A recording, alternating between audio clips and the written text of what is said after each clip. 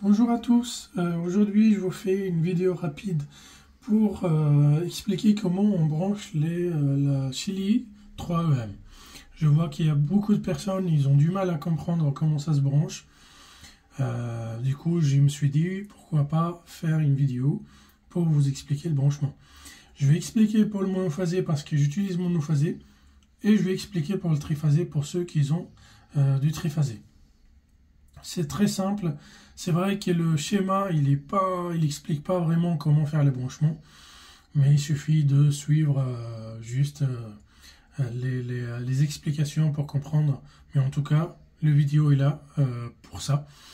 Du coup, j'ai tout débranché, j'ai tout retiré pour pouvoir vous expliquer rapidement. Sur la Chili, de ce côté-là, où on branche l'alimentation, on a le N pour naître, VA, VB, VC pour le phase. Le I, le O, les 0 ou le O, si vous voulez, on ne l'utilise pas. Pour mon cas, je ne l'utilise pas et je ne pense pas que vous allez l'utiliser. Ça ne sert à rien que j'explique, c'est pourquoi. Du coup, pour le monophasé, on va brancher le neutre, on va brancher le phase, qui vient d'un disjoncteur. Pour moi ici c'est le C10, parce que j'ai pas d'autre phase en C2 ou autre, mais vous pouvez utiliser n'importe quelle phase, n'importe quel disjoncteur, pardon. Là on branche le neutre, on branche la phase. Pour mon cas c'est le VA. Pourquoi le VA, pas le VB ni le VC? Parce que tout simplement la pince, je l'ai branchée sur le IA ici. Si on branche la pince sur le IB, on va brancher la phase sur le VB. C'est tout simplement pour communiquer avec l'endroit à laquelle la pince elle va communiquer, elle va gérer. Si on utilise, pour ceux qui veulent voir leur protection solaire, voir leur consommation électrique, mais qui n'ont pas forcément un power stream, à savoir, si vous utilisez un power stream, ça ne sert à rien de débrancher une dixième pince pour calculer la protection solaire. Ça va perturber le fonctionnement. Ça sert à rien.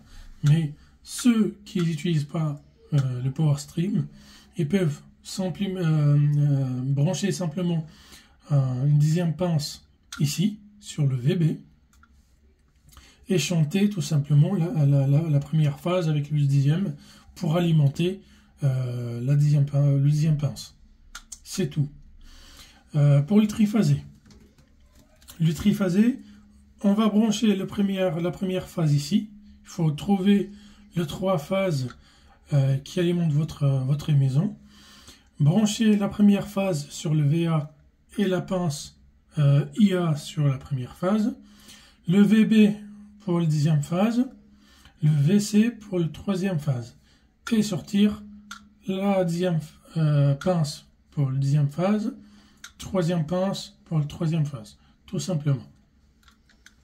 Alors, quand je vous montre ici, j'ai tout retiré pour vous montrer. La pince, elle est alimentée sur le neutre et le VA. On va prendre le VA, ça sera simple pour vous.